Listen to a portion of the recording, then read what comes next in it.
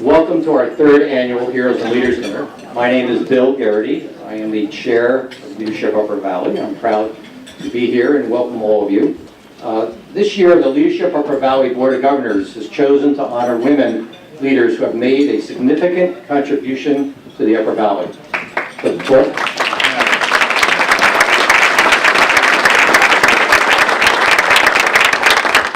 I'll be talking about clapping in a few minutes for direction. Everyone's excited about being here, but we're going to ask you to hold your clapping until I get to the instructions, okay?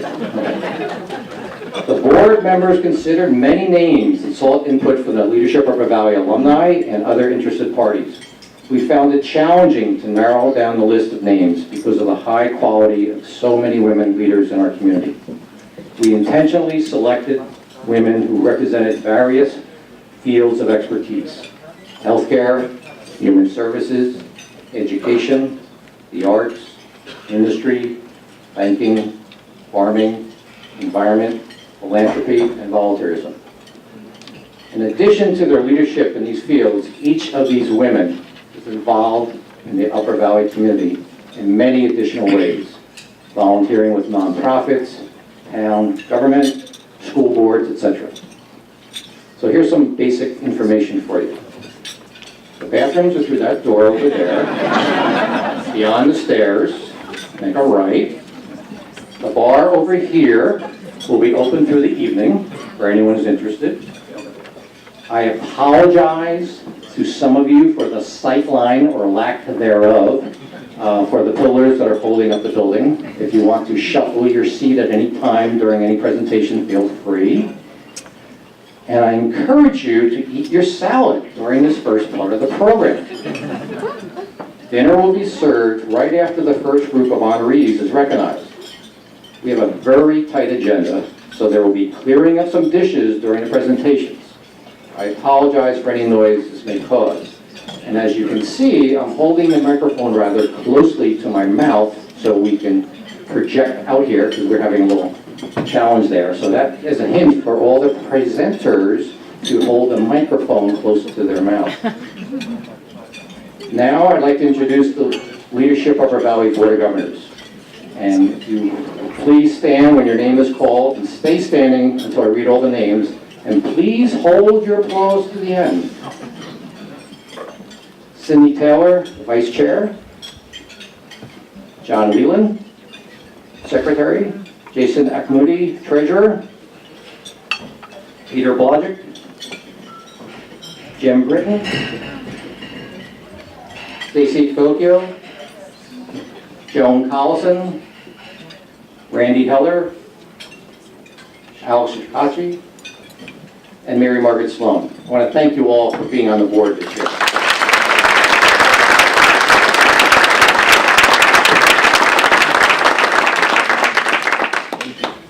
This type of event depends on sponsors to be successful. And I would like to read the names of all our sponsors, and again, please hold your applause after I complete the list.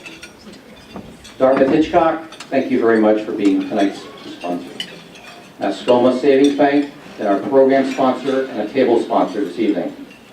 The other table sponsors are Alspec Day Health Systems, Dartmouth College, Hypertherm, Kendall at Hanover, Lake Sanipee Bank, Ledger National Bank, Morton Trail, Cheney Finney Bass and Green, Upper Valley Haven Board, West Lebanon Feed and Supply, Wise Associates, and Working in Sync.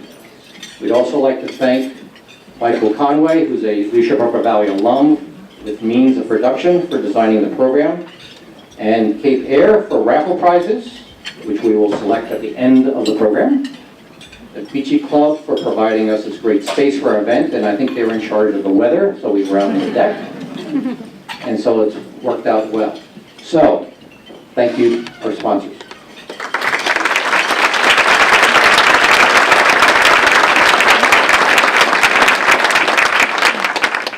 I would now like to introduce Stacy Glazier, our program manager.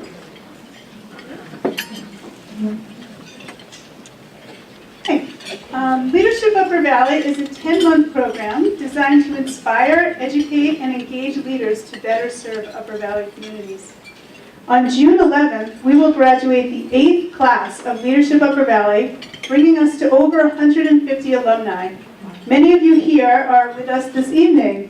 Will the Leadership Upper Valley participants and alumni please stand?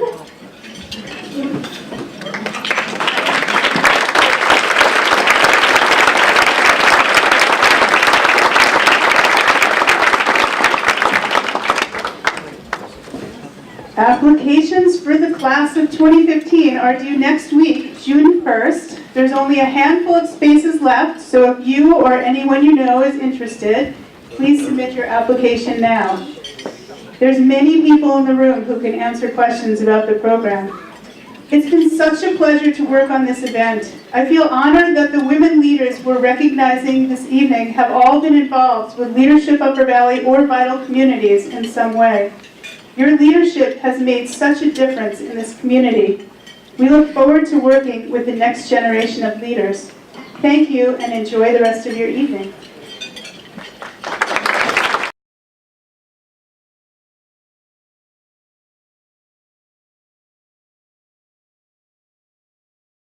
I would like to ask our first honoree, Marilyn Bourne. And here to introduce Paris K. Morton, an Upper Valley actress and educator.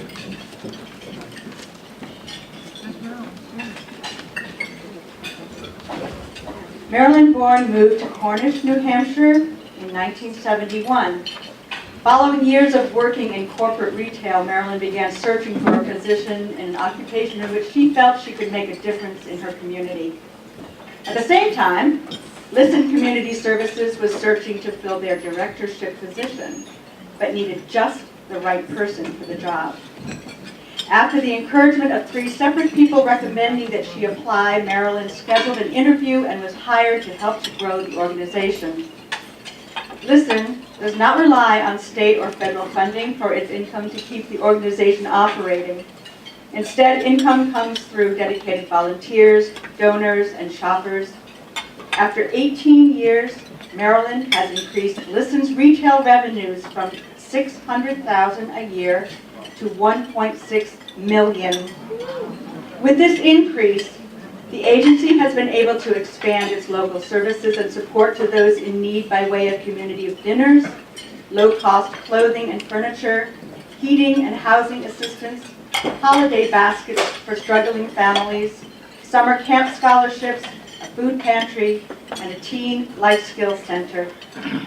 As executive director of Listen, Marilyn oversees more than 40 employees at various locations: the Crisis and Family Services Center, 3 thrift stores located in Lebanon, Canaan, and White River Junction, an affordable furniture store on Route 5 in White River, and the newly renovated facility at the River Point Plaza. This new facility houses a large thrift store, Listen's Teen Life Skills Center, as well as commercial kitchen and dining area to enhance the community dinners program, which has provided free meals to Upper Valley households 5 nights a week for 28 years. In addition, Marilyn has recently stepped down after 9 years of service as the first female select board member in Cornish. She's already been asked to run for the New Hampshire House of Representatives, something she is contemplating, but not until after 2016, when she plans to retire. I don't know about you, but my idea of retirement would be a little different. She loves to travel and treasures time spent with her 4 children and 8 grandchildren. A self-described hands-on person, Marilyn also enjoys home improvement projects, gardening, and in her free time she paints, draws, and sculpts. Is there anything this woman can't do? As one of this evening's Heroes and Leaders honorees, please welcome Marilyn Bourne.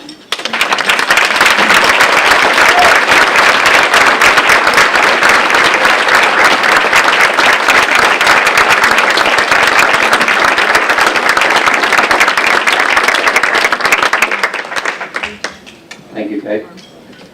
I now would like to ask Barbara Couch to stand.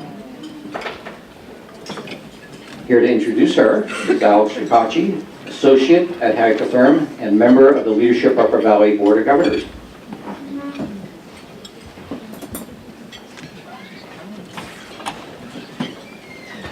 Barbara Couch has been giving back to the Upper Valley since moving here more than 30 years ago. As the Vice President of Human Resources for 23 years at Hypertherm, she was able to genuinely convince families to move to the region with its natural beauty and sense of strong community. She's also spent a great deal of time working to keep the Upper Valley a safe, healthy, vibrant place to live, work, and to raise a family. Now Hypertherm's Vice President for Corporate Social Responsibility, as well as President of the Hope Foundation, the company's philanthropic arm, Barbara's day job is leading community engagement and sustainability efforts in communities worldwide where Hypertherm operates. And she is on community boards too numerous to count. I'm a passionate and industrious person, she says. When I'm asked to get involved in something I care about, I find it difficult to say no. And she isn't kidding. Barbara is a trustee of Dartmouth-Hitchcock Medical Center, the Board of Overseers of the Geisel School of Medicine and the Hopkins Center for the Arts, the Board of Directors for New Hampshire Public Radio and New Hampshire Businesses for the Arts, and on the leadership team for Rethink Health. An appointed member of the Governor's Advanced Manufacturing Education Council, she was recently also appointed to Governor Maggie Hassan's New Hampshire STEM Task Force. But don't let her dedication to her business and community fool you. Barbara says her top priority is family. Her husband and 3 grown daughters and her 2 young granddaughters who are the center of her universe. So it's a great pleasure and a great honor to ask you all to please join me in recognizing Barbara.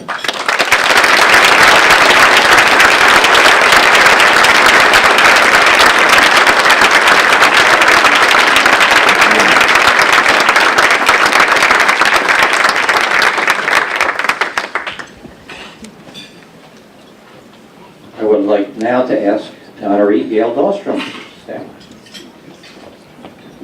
And here to introduce her is Dr. Jim Weinstein, Chief Executive Officer and President of Dartmouth-Hitchcock. Thanks, Bill.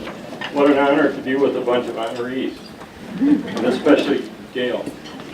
Emily Dickinson wrote, another wonderful woman, wrote, "We never know how high we are till we are called to rise.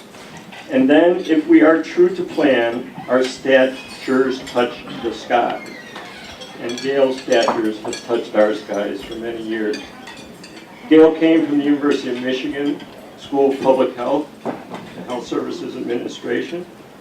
She's been married to Carl for 37 years. How lucky are you, Carl? And have a wonderful son, Lucas, who I know well because he went to school with my daughter, Chelsea. Gail's done a lot for the Upper Valley. She's been part of the Vitals Community Board as vice chair, been on the board of the Upper Valley Housing Coalition, and actually 25 years ago, Gail took on a $225 million project that changed the Upper Valley as Dartmouth-Hitchcock moved from Hanover to Lebanon.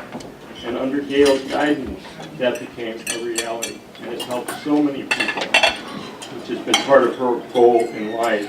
We're so proud to honor you tonight and so privileged to have you as part of our team at Dartmouth-Hitchcock. Congratulations, Gail. Please join me in congratulating you.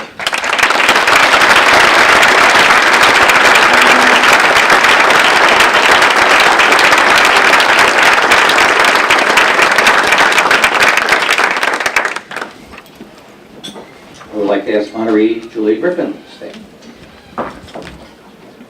And here to introduce Julia, Peter Christie, Chair of the Hanover Select Board.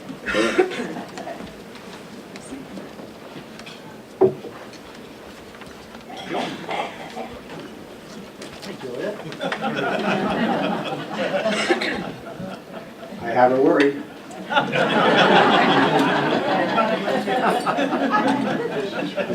As a graduate student at the Yale School of Management, Julia Griffin spent 6 months riding through the Bedford-Stuyvesant neighborhood with 3 New York City employees on a sanitation truck.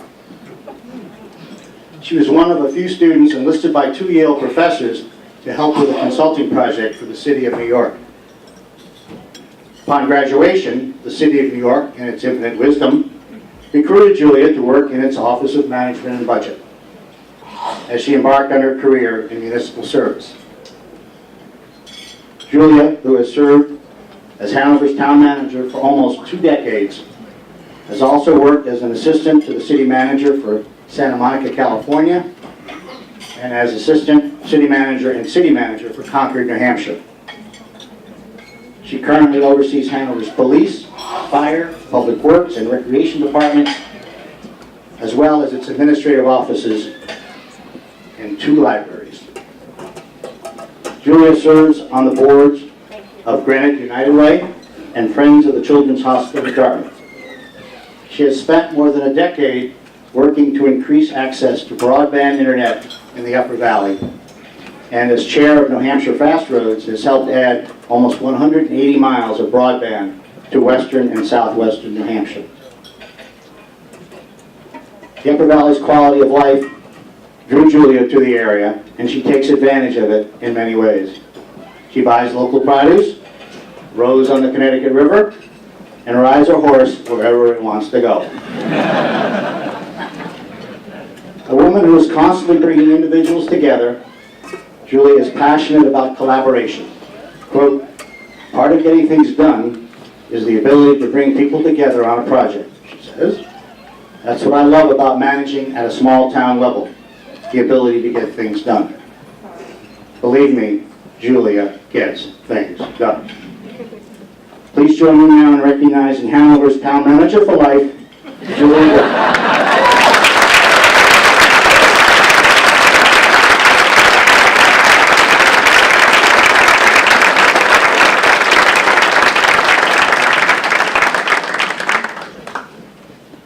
Now I would like to ask Jackie Gillette to stand. Honoree. Here to introduce her is Jim Britton. Jim is the program director at River Valley Community College, an alumnus of Leadership Upper Valley, and a current member of the Leadership Upper Valley Board of Governors. Thanks, Bill. In 2011,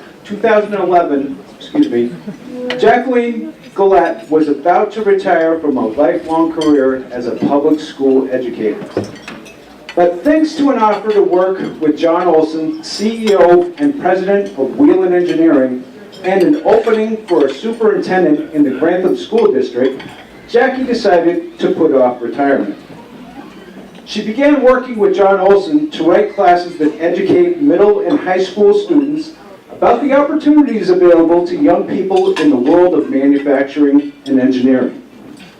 So far, Jackie has co-authored 4 courses with the help of other area teachers, 2 at the high school level and 2 at the middle school level. In the program's 3rd year, high school students from Claremont and Charlestown, New Hampshire, and also Springfield, Vermont, travel to the Wheelan Engineering Facility in Charlestown for an hour-long class each day for 45 days.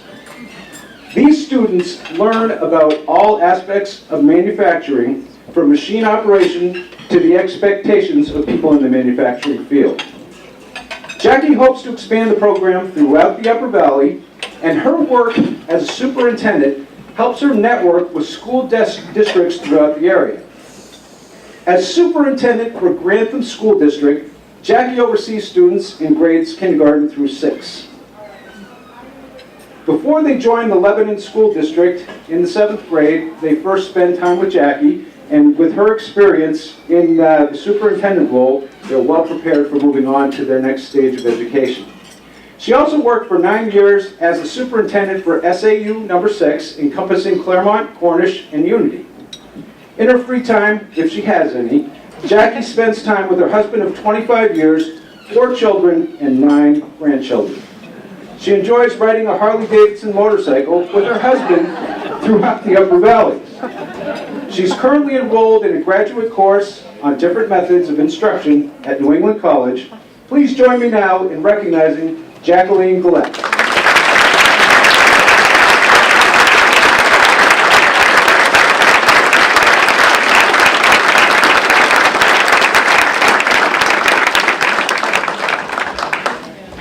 that's 5. We have a few more to go. But now, you're going to eat dinner. And Mary Margaret Sloan's going to come up near the end of dinner and orchestrate you for the rest of the evening. But you're going to remember the instructions on the clapping drill, because we're going to be taking names if anyone violates it. So have fun. Enjoy dinner.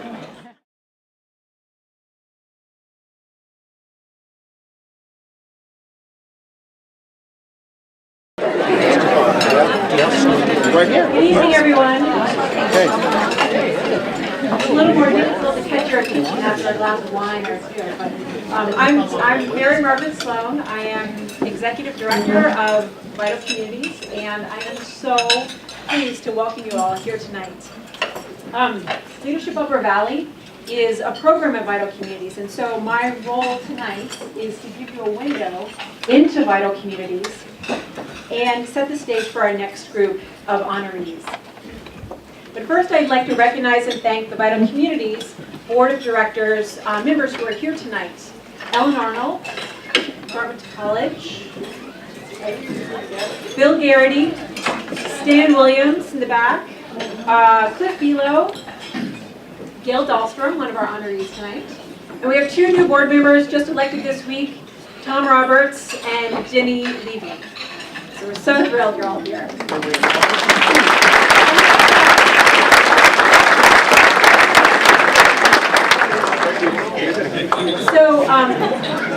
So just imagine the best place you could ever live. At Vital Communities, that's what we strive for. Vital Communities work is at the heart of a vibrant Upper Valley region. We love where we live. We take on issues that are community defined, where a regional approach and independent perspective are essential. Just to sum up our 6 programs very briefly, we work with farmers to strengthen our local food system, increase our region's energy independence, promote commuting options, connect families to the history, culture, and ecology in their backyards, work with communities to support local businesses, and, as with tonight, train leaders and future leaders. So, thinking about the amazing women leaders we're honoring tonight, and reading about their influences made me reflect. I believe that some are natural leaders and some are made. So I was very shy growing up. I never raised my hand in class. I never offered to lead anything. And standing in front of 108 community leaders like tonight was absolutely inconceivable to me. But then I went to law school and started working in my father's firm as a litigator. And clearly I had not done my research. I had no idea actually what a litigator did. And the day after I passed the bar, my father sent me to court to argue a motion. And I was so green that my clients had to show me where the courtroom was. I was 25 years old. I was the youngest litigator in the most populous county by at least a decade. And I was one of only a handful of women. I couldn't hide in the back of a classroom anymore. I was representing people who needed me to speak up for them. You've heard the term trial by fire. That was me. But the critical aspect of my evolution was that I was not alone. Judges, other attorneys, and certainly my father acted as mentors to me. And to me, that is one of the greatest gifts the women we're honoring tonight are giving back to the Upper Valley. They are mentoring and serving as role models to young men and women in this region. So now for our next group of honorees. I'd like to ask Sarah Kobylinski to stand at her seat, and here to introduce her is Rick Coate, who's president of the Upper Valley Haven Board. Thank you, Mary Margaret. Mary Margaret mentioned mentors, and that's very fitting. So I understand that Sarah Kobylinski was initially reluctant to be recognized here tonight. Women, she said, are able to bring their skills and contributions to the community, often because the way has been paved for them by other women. My presence in this group is a tribute to 2 generations of Upper Valley women and men who have guided me, mentored me, and created opportunities for me to sit with them at tables of change. Now the executive director at the Upper Valley Haven, Sarah has been in social work in the Upper Valley since she moved here in 1981, so that her husband Ron could ski. Starting out at the Upper Valley Youth Services, Sarah left to open the Vermont division of Casey Family Services, which grew in her 19.5 years as division director to more than 30 staff, serving 90 children in foster care. She then spent 5.5 years in Vermont state government before being appointed to the executive directorship of the Upper Valley Haven. When Sarah joined the Haven, we sheltered 8 families and served, on average, 423 households a month from our food shelf. Under her leadership, the Haven expanded to meet the growing needs with our 8-family shelter, plus a new 20-bed shelter for adults without children, and last year, for the first time, an emergency overnight warming shelter. Our food shelf today serves an average 1,100 households per month. We've also expanded education programs and have added case management. Sarah served for 22 years on the Vermont Supreme Court's Standing Committee on Family Rules. For 9 years on the board of Alice Peck Day Hospital, and for 8 years on the Heartland School Board. She has 2 children, Anne, who is with us tonight, and Scott.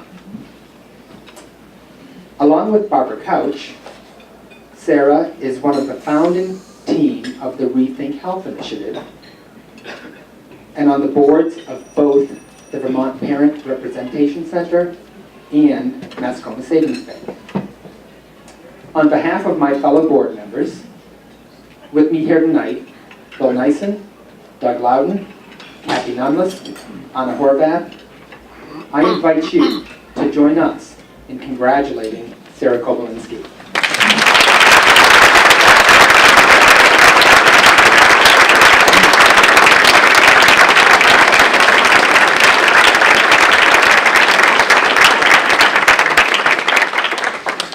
Now I'd like to invite Jeannie McIntyre to stand. Doug Wise, President of the Wise Associates and former Chair of the Leadership Upper Valley Board of Governors, will introduce her. Thank you, Mary Mark. Thank you and welcome, folks. I'm really honored to shine a light on one of the Upper Valley's most cherished treasures, in Jeannie McIntyre.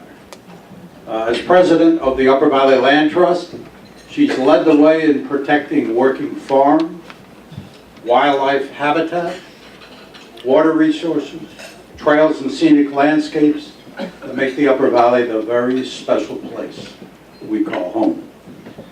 Jeannie earned her bachelor's degree at Davidson College in North Carolina, defending, this blows me away, Jeannie, her final honors thesis on land use and the American national character. Terrific preparation for her calling, even though she majored in accounting. Go figure. Go figure. While pregnant with her daughter in 1987, she took an accounting position at the nascent Upper Valley Land Trust. And after 10 years of tiptoeing through a maze of challenges in accounting and communications and volunteer management and project development, she became its executive director and today president. During that time, the organization helped property owners conserve 45,000 acres of land in the Upper Valley. Jeannie perpetuated for me, and I appreciated this, a balanced view of the roles of commerce, residential life, government, and our natural resources. She served on the Lyme Budget Committee and the Planning Board, on the boards of the Hanover Area Chamber of Commerce, where we first met, and Twin Pines Housing Trust, and is now involved in the East Central Vermont What We Want Sustainable Community Planning Project. Jeannie's upbringing in Lyme importantly influenced who she is today, with her love of nature, her spirit of collaboration, and her dedication to the whole community. We're fortunate to have Jeannie as an important force for conservation in the Upper Valley and across the country. Jeannie, we applaud you.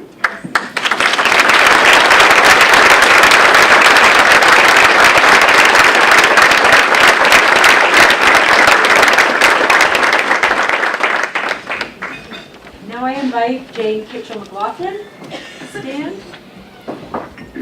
And Whit Mitchell, founder and president of Working in Sync and former member of the Leadership Upper Valley Board of Governors, will introduce her. Thank you, Margaret.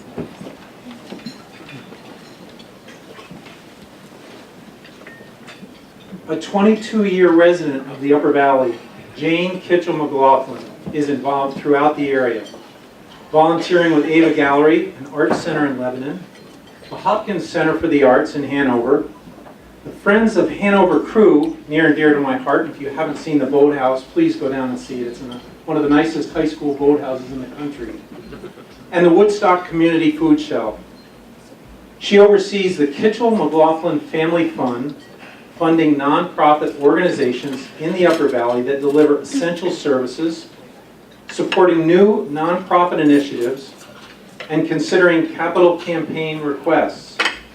Their charitable giving is the result of her husband Peter's business success as founder of Chicago Soft, which markets software for mainframe users.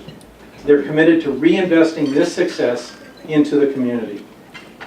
Jane is active with the Norris Cotton Cancer Center and has captained a Proudy team that has raised more than $500,000.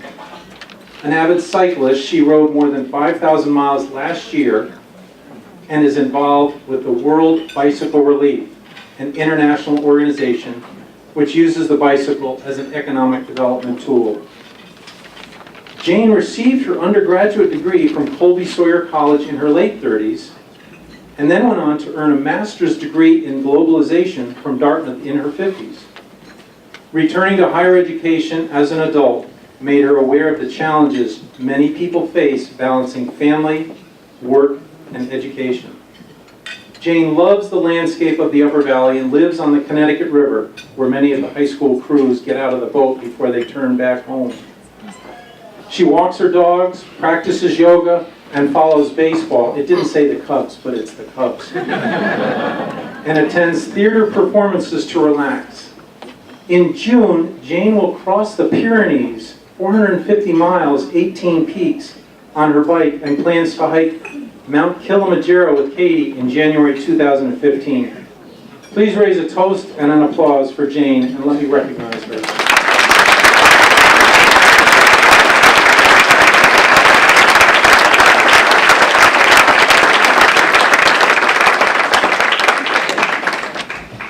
Now I invite Suzanne Long to stand.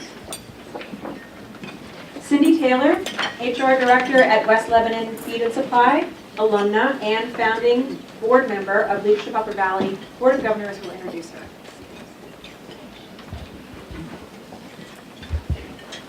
Suzanne Long of Luna Blue Farm in South Royalton has been influential in Upper Valley farming for decades, laying groundwork for the vibrant agricultural landscape we enjoy in the region today. A Dartmouth graduate, Suzanne came back to the Upper Valley for good in 1988 and started farming with her husband, Tim Sanford.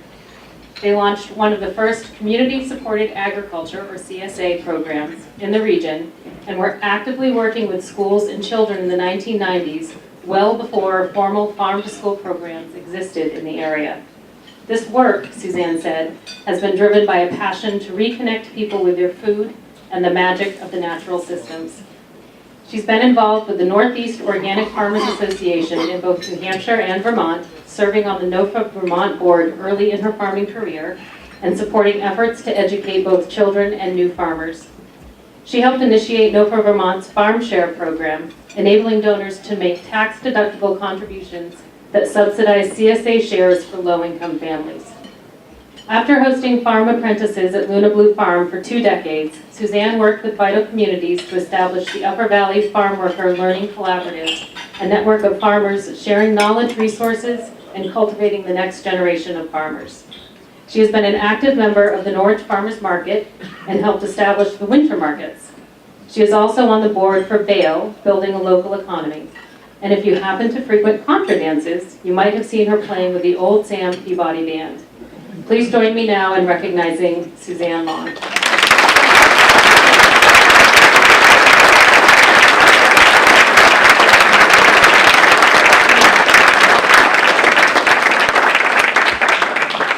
Now I invite Sue Mooney to stand. Introducing her is Ed Kerrigan, who's the chair of Alice Peck Day Health Systems.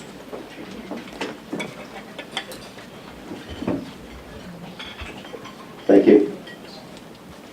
First of all, congratulations to all of you remarkable women tonight. This is really a great night, and I'm honored to be part of this celebration and recognition.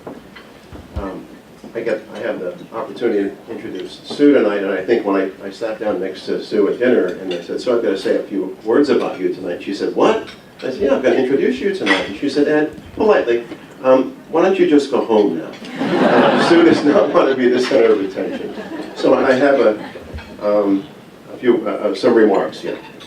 So, as an undergraduate geology major at Princeton University, Sue had no interest in studying medicine. But after a few unsatisfactory years working in environmental consulting and various hospital visits for a traumatic head injury in college, she decided to enroll in medical school, embarking on a long career in healthcare.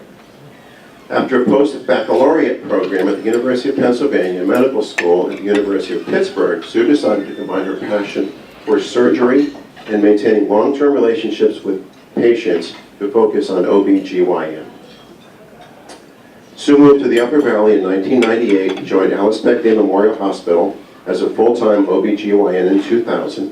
In 2005, she took a leave of absence to focus on her passion for improving health quality and received a master's degree from the Center for Evaluative Clinical Studies at Dartmouth College. Sue returned to APD in 2007 as Medical Director of Quality and became Chief Medical Officer in 2009 before assuming her current role as President and CEO of the health systems last year. Sue works with a senior leadership team of 6 and oversees about 500 employees.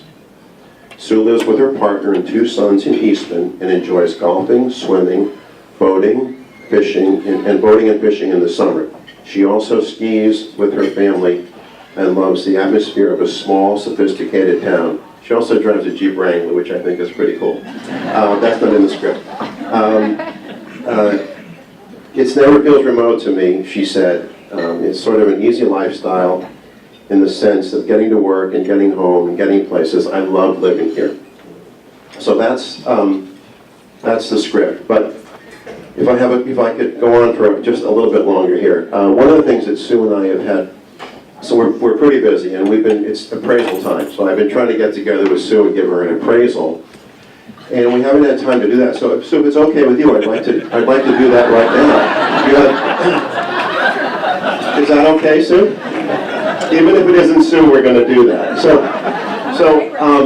Pardon me? I'm afraid we're out of time. Oh, no, this won't take long. As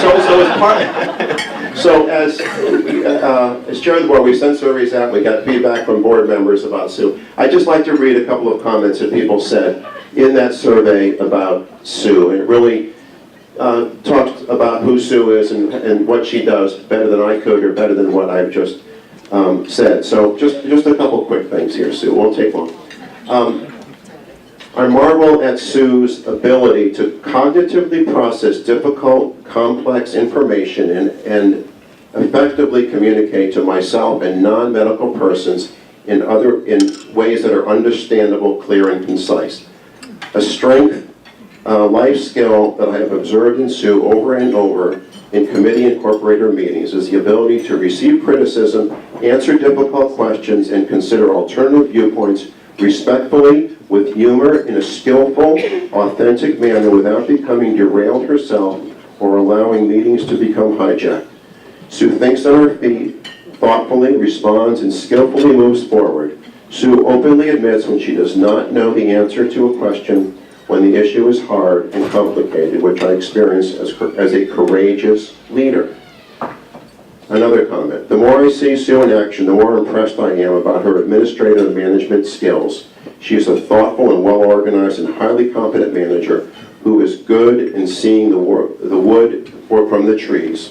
Just a couple more, Sue. I'll let you sit down. She does what she believes is best for the organization, which may or may not be best for her. I can tell you unequivocally that's what she does. And finally, I think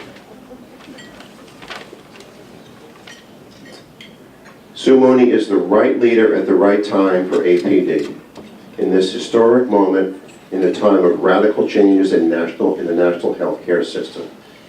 APD is incredibly blessed to have Sue at the helm. She is an inspiring leader who clearly communicates the central vision of the organization, both internally and externally. She is a natural leader and also demonstrates a deep understanding of the complexities facing APD and the wider healthcare industry. So those are just a few of dozens of comments, positive comments that people made about Sue. As chair of the board and as a board member, one of the greatest responsibilities we have is to hire and fire CEOs. We haven't had to fire one, fortunately.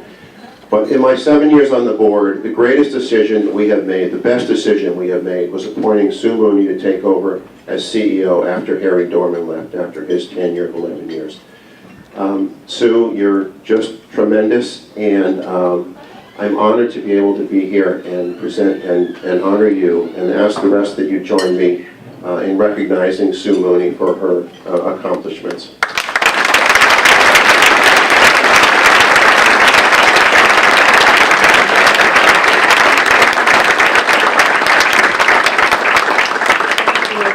Enjoy your dessert, and we'll be back up in a few minutes for the final piece of equipment.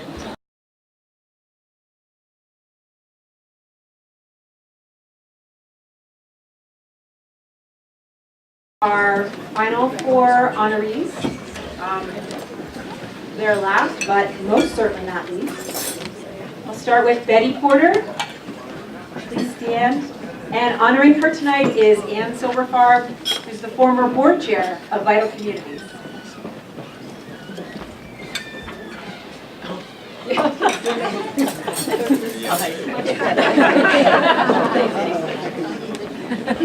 Betty Porter moved to the Upper Valley in 1963 and threw herself into the community in 1975 when she joined the Hanover League of Women Voters.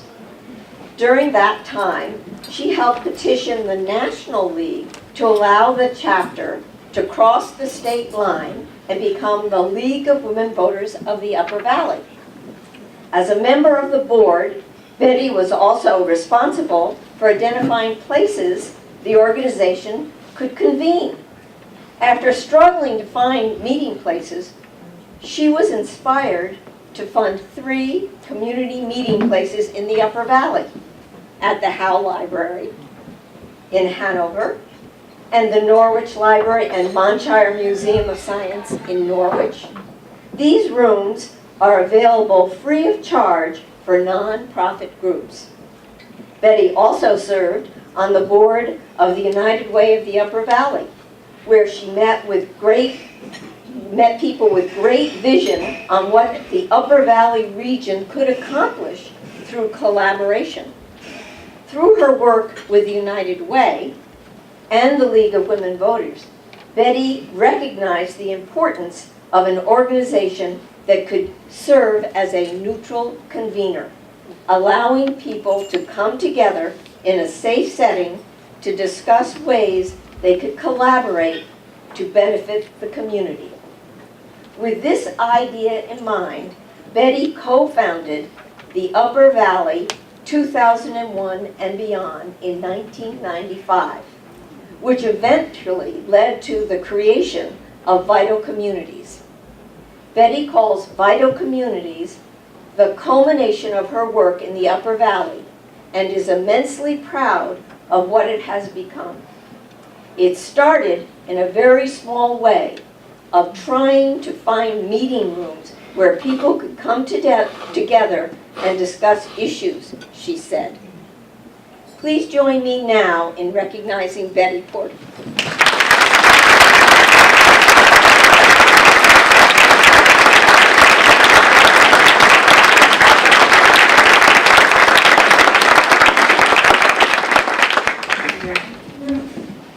Next, Allie Quinn.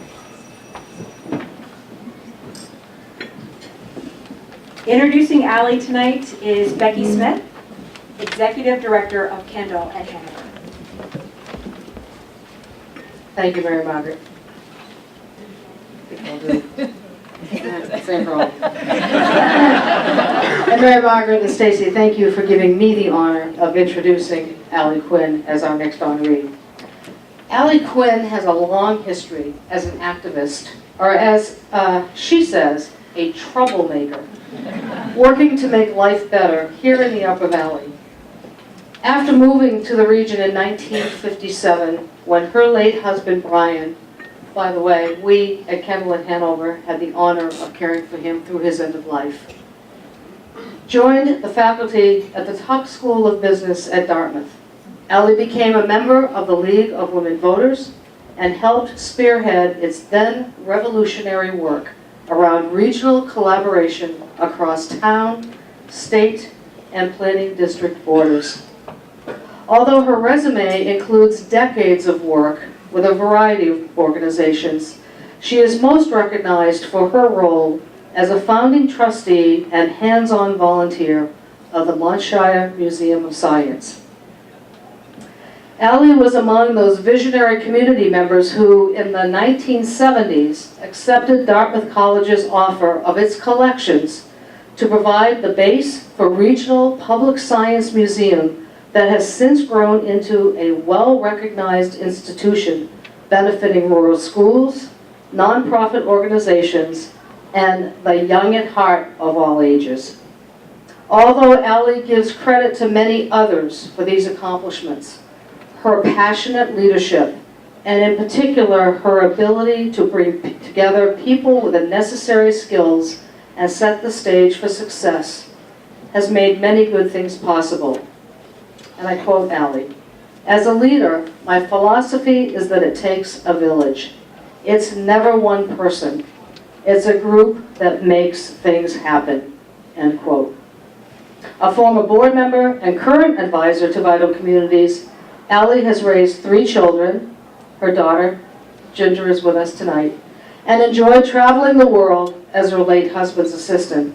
Experiences that stimulated her thinking about local issues with a global perspective. Since Allie is now a resident of Kendall and Hanover, it is a special honor for me to ask you to please join me in recognizing her this evening. Allie Quinn.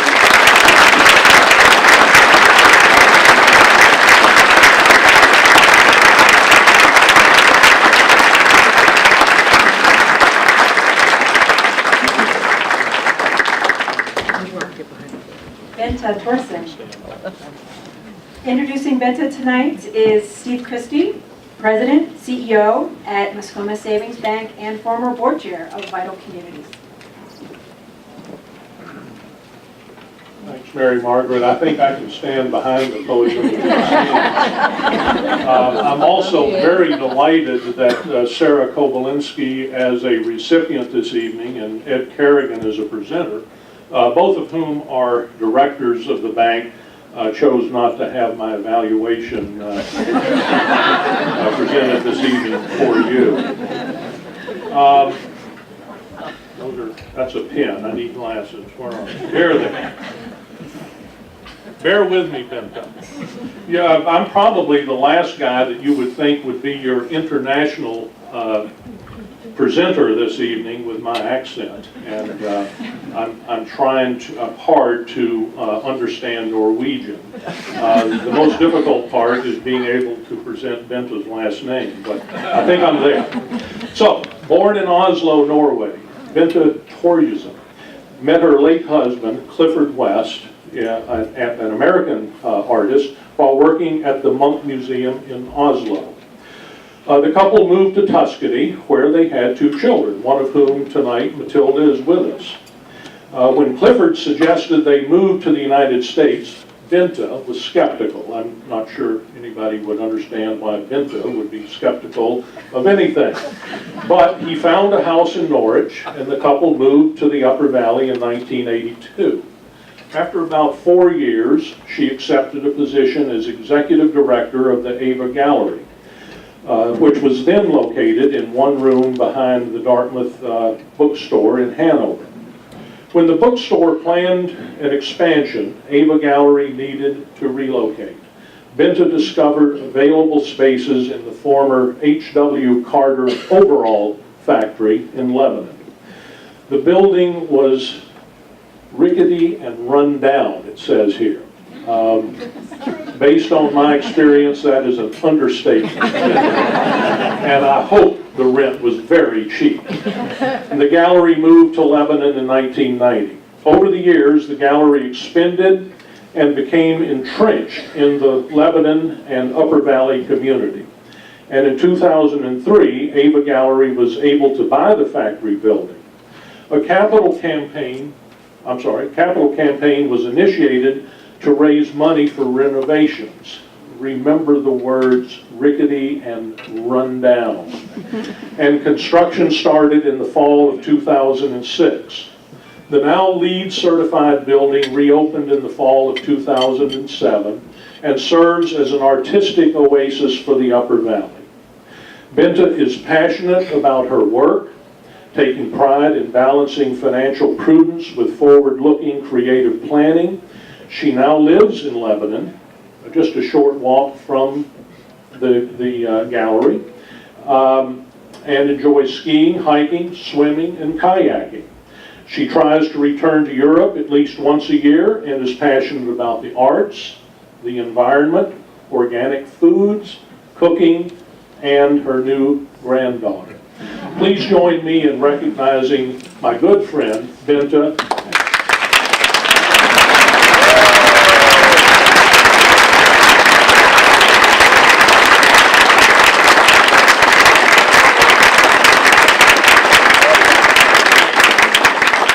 Let me finish, who is an artistic and business leader in downtown Lebanon. Thank you.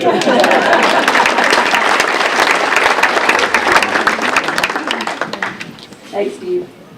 And now, Kathy Underwood.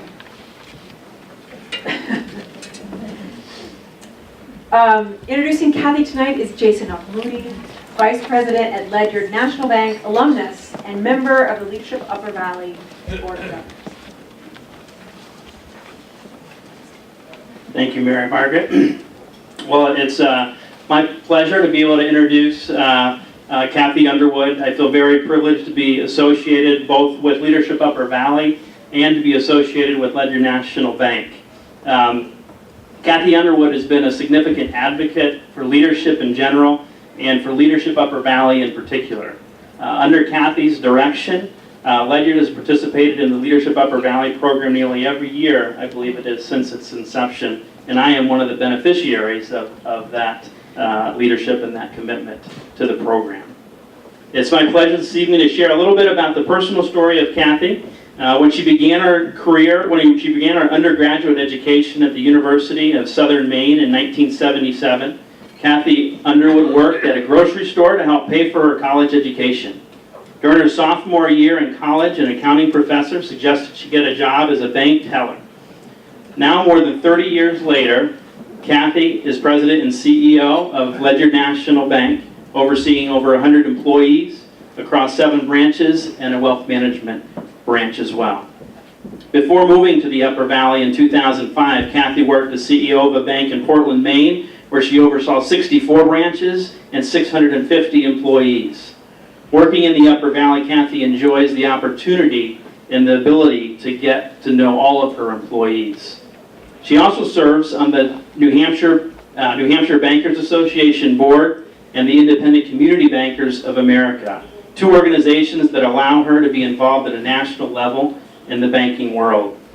As the audit chair of the Federal Reserve of Boston, Kathy speaks with her fellow bankers in Vermont and New Hampshire each month to learn about the economic situation in the surrounding area. She summarizes this information in a report for the Federal Reserve of Boston, which helps set the national interest rate.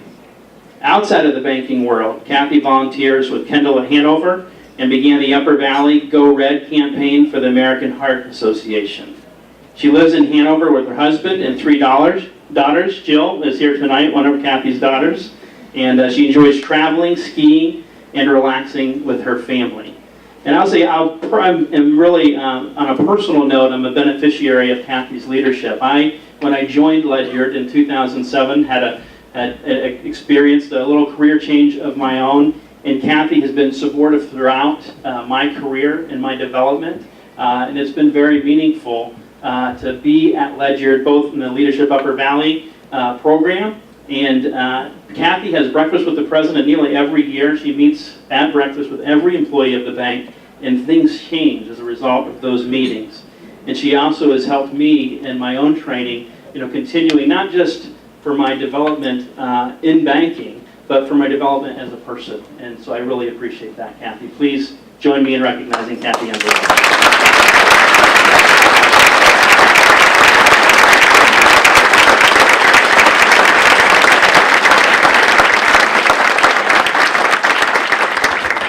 Wow. Well, as if honoring these 14 terrifically amazing women wasn't enough, we are thrilled and honored that Sarah Jane Steen, president of Plymouth State University, is here tonight as our keynote speaker. Not only did she agree to come join us, but she also cut a vacation short to come up here. So we really appreciate this. Sarah Jane's impressive bio is in the program, so I won't repeat that, but I did want to give you a sense about why we invited her to speak. These are President Steen's words quoted in an article written when she became president of Plymouth State.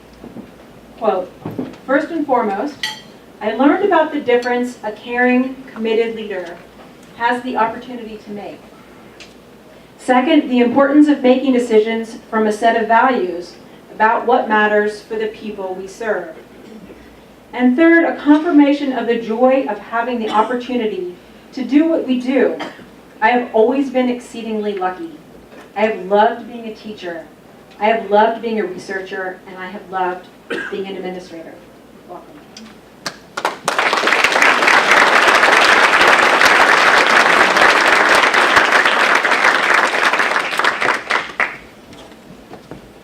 Thank you, Mary Margaret, and thank you all for inviting me to join you.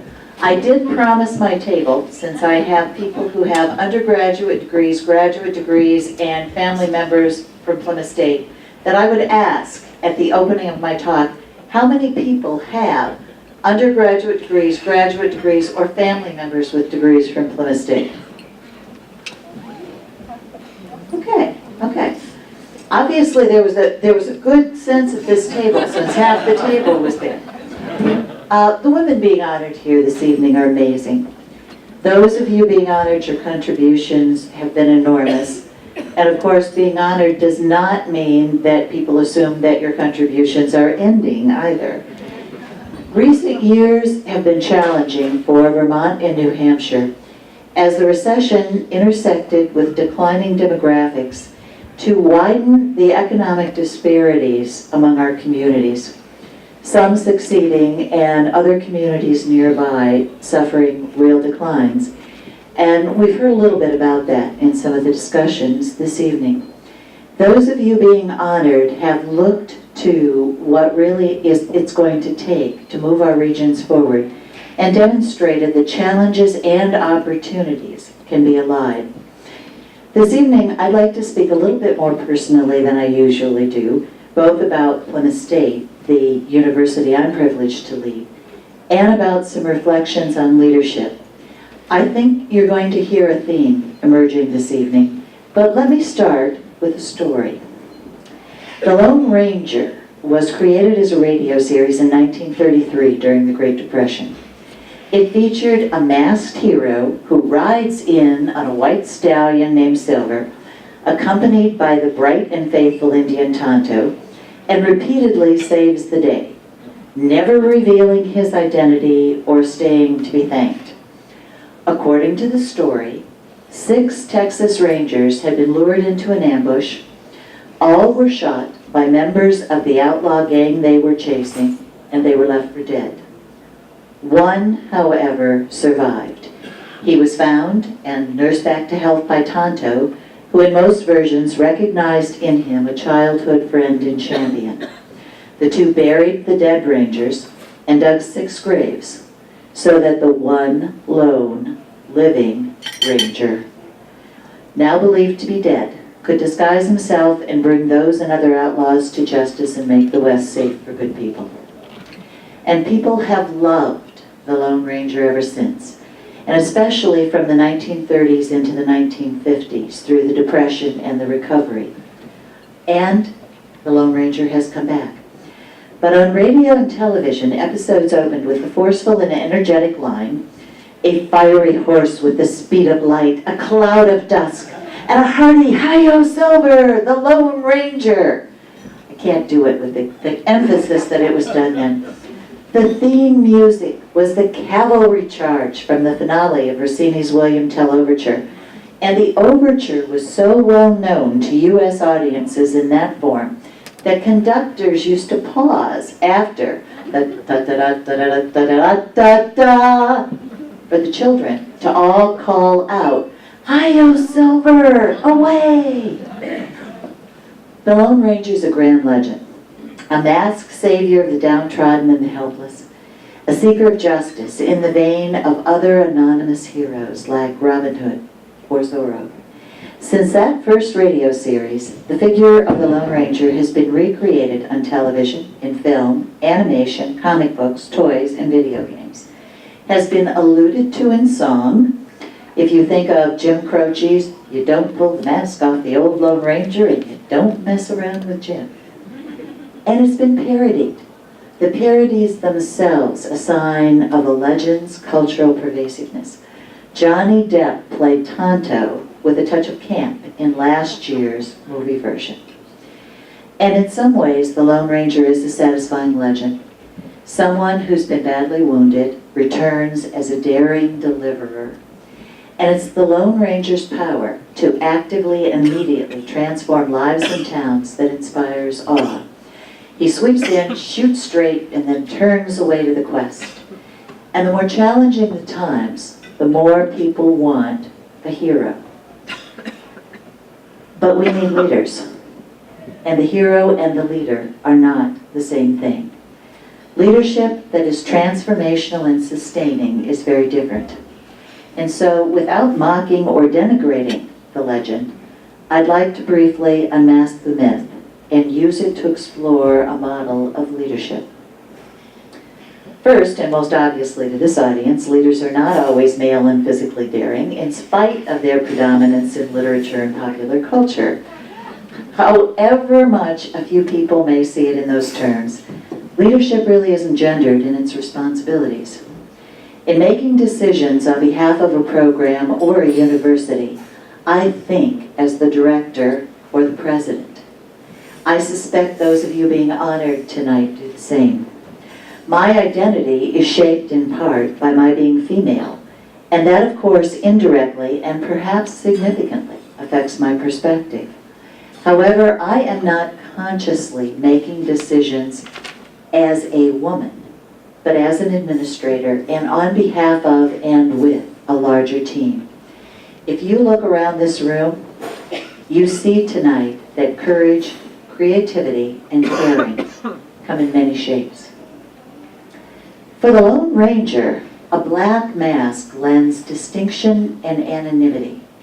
He's a special being with a mysterious history, someone of another order of humanity, appropriately held in awe by mere mortals. In a commonly employed photo, Observers are invited to gaze up from the ground while the Lone Ranger rides a pure white rearing stallion. It is a historic and heroic pose. And some days I wish it were true. Not that I were held in awe, but that I were a wiser and higher order of being. That would be a wonderful thing. But leaders can be effective and professional and be human. They can meet with every employee in the company and have a conversation. Now, this realization may have taken me longer than it took many of you. I was well into my faculty career and loved it when it occurred to me that the leaders were not special beings of extraordinary depth and perception. Now, that was a difficult moment of deep concern, mingled with a glimmer of possibility. Leaders can be who they are, with all the values they bring, and they can walk on the ground. And while there may be a lone ranger, there is no such thing as a lone leader. Leadership is not a solo performance, but an ensemble effort. A little like a theater production, where if more than one person is on stage, the actors must work as a team, bouncing lines and cues to each other, or the scene doesn't work. Heroism, that can be individual. Leadership is collective. It's about us. It's about the community. And leaders value and recognize others' contributions to that community. And we saw that in many of the discussions this evening. The Lone Ranger has many secrets. Among them his identity and the names of the murderous outlaws, and he holds them all close. It's part of his power in order to be effective. Leaders hold some information private, of course, but leaders more often share information and collaborate. To solve the problems facing us in arenas such as the environment and the economy and healthcare and more, the answer is likely to lie in collaboration, consultation, partnership, and teamwork. I am not denying extraordinary individual genius, mind you, far from it. As a faculty member, I taught Shakespeare, after all. But solutions to broad problems require broad participation, and good ideas emerge when people are respected partners, recognizing and incorporating each other's questions and building on each other's ideas. The Lone Ranger also has silver bullets. He shoots to wound rather than to kill, but the silver bullet always ends the crisis. Problem resolved. Leaders recognize there aren't any silver bullets. For complex interdisciplinary problems with social and cultural implications, solutions are difficult and multifaceted. Some years ago in Budapest, I asked a national leader how Hungary had managed to so quickly transform higher education after the withdrawal of the Soviets. That's actually what I was there to study. We brought people together, he said.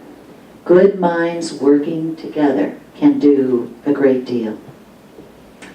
And finally, the Lone Ranger is always an outsider. He's the hero who arrives, vanquishes evil, and then quickly moves someplace else. Leaders more often belong to and engage with their communities. It makes a difference when you say we and I, and it has personal resonance. The hero can speak of I and you out there. And as a leader, willing to take personal responsibility, you're going to say I. It's my responsibility. But a leader employs we more than I and means it. And there is a special responsibility to being the insider, because we too live with the outcomes of the decisions. Leaders are, we hope, thinking of long-term goals, because most of what we're trying to do in our communities takes time. And unlike the Lone Ranger, whose answers were immediate and whose quest focused on redressing injuries of the past, leaders focus on finding together the answers that will matter for the future. Leaders are the ones who are bringing people together, not the ones who are sitting and waiting for a hero. And now I'm going to engage for a couple of minutes in what may seem, and what may actually be, a shameless promotion of Plymouth State University. But stay with me, I have a point. When I was recruited to Plymouth State University 8 years ago, I was incredibly fortunate to find a university whose values aligned with mine and ours, as we've talked this evening. For those of you who don't know as much about us, PSU is a teaching institution of approximately 7,000 students, 4,000 undergraduates and 3,000 graduate students, right across Grafton County, right at New Hampshire's geographic center. It's focused on academic excellence, hands-on learning, and on engagement. We have a special responsibility to the Lakes region and the North Country. Our music student chorales this year were invited to sing at Carnegie Hall. The students in biology are doing NSF-funded research on the scarring that occurs after heart attacks. Students in meteorology are investigating wind conductivity and affecting how planes land at Cape Canaveral, and working with a New Hampshire manufacturer on a product to better predict lightning strikes. And I thought that might be of particular interest to the Quechee Club. Like you, Plymouth State University is also focused on making our communities and our region better. PSU is one of only 300 colleges and universities nationwide classified as community engaged by the Carnegie Foundation, meaning that the university is seen as employing intellectual resources in genuine partnership with area schools, businesses, and nonprofits. There are centers for the environment, for active living and healthy communities, and for regional partnerships to focus on healthy people, healthy places, and healthy communities. To respond to healthcare needs, and we've talked a little bit about that tonight, we added a nursing program. Of the recent class, 8 of them are immediately coming to Dartmouth Hitchcock. All are employed. And we're adding a doctor of physical therapy. On Monday, we break ground on the second building of the Center for Active Living, Learning, and Wellness, bringing together health and human performance with teaching and research, with athletics, recreation, and programming. Only 2 more points. In the past 16 months, we opened a Museum of the White Mountains, a transdisciplinary public museum celebrating the Whites with a strong virtual component, and with the Grafton County Economic Development Council opened the Enterprise Center at Plymouth, a small business incubator and accelerator that's already creating jobs, as an earlier GCEDC partnership with Dartmouth has done. And Dartmouth has been very, very successful. I hope one day we'll achieve the same level. I often begin presentations on the university by saying, let me tell you about the last week at Plymouth State. My last week and a half would include a commencement with over 1,400 graduates, undergraduate through the doctorate in education. Now, I tell you this both because I'm proud of the university's energy and vitality and the strong partners that we have, but also because I'm hoping to enhance partnerships with all of you in the Upper Valley. There are issues that all of us face, that the Upper Valley, the Lakes region, the North Country, we can come together and we can do more together than we can do alone. The truth is that none of our organizations can do alone what needs to be done for the wider region. And that's a fundamental fact that takes me back to the story. Because especially when problems are challenging, people want the Lone Ranger. What they have is all of us.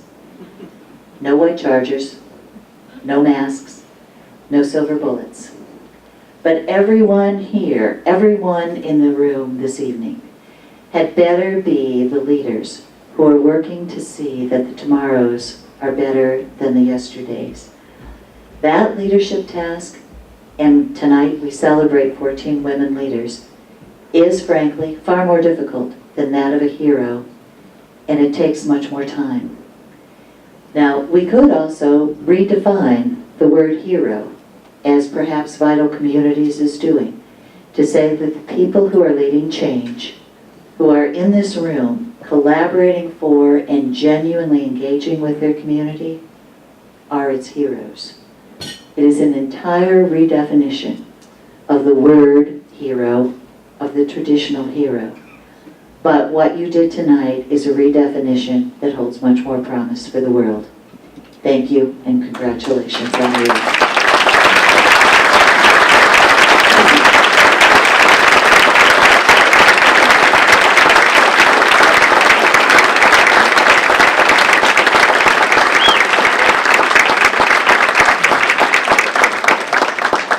Thank you very much for your thoughtful comments and integrating into the honor of all the things that are going on here. And I want to just recognize you as our 15th honoree. Thank you very much.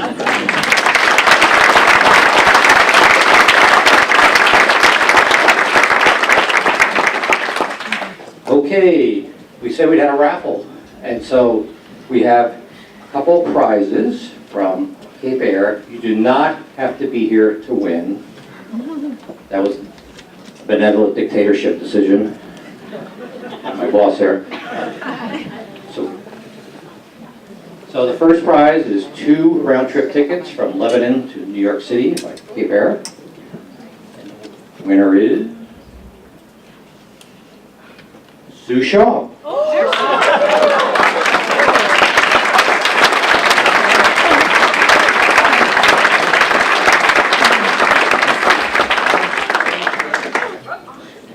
And the second prize is from Cape Air, or 2 round-trip tickets from Lebanon to Boston and back. That was my job. Beverly Widger.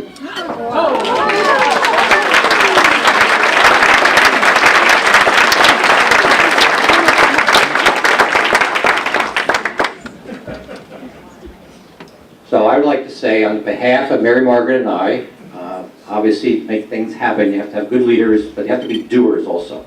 So I would like to recognize Stacy Glazier as our program manager and Emily Gardner, who's our local first administrator, but also the events coordinator, and she pulls all these things off all the time. Thank you both, ladies.